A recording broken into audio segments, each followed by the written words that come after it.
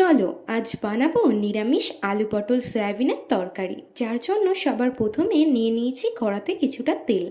তেল গরম হলে পটলগুলো ভালো করে ভেজে নেব। ভাজা হয়ে গেলে নামিয়ে নেব।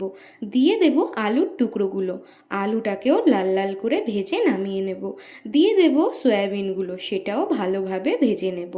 তারপর কড়াতে দিয়ে দেব আবারও কিছুটা তেল। তেল গরম হলে দিয়ে দেব গোটা জিরে আর আগে থেকে বেটে রাখা লঙ্কা, টমেটো, আদা আর জিরে। দিয়ে দেব পরিমাণ মতো লবণ আর হলুদ গুঁড়ো। এবারে এটাকে ভেজে নিয়ে দিয়ে দেব আগে থেকে ভেজে রাখা পটল, আলু আর সয়াবিন।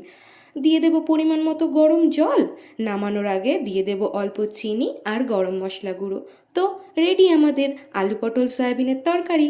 ভিডিওটি ভালো লাগলে প্লিজ একটা লাইক কমেন্ট করে দিও। টাটা।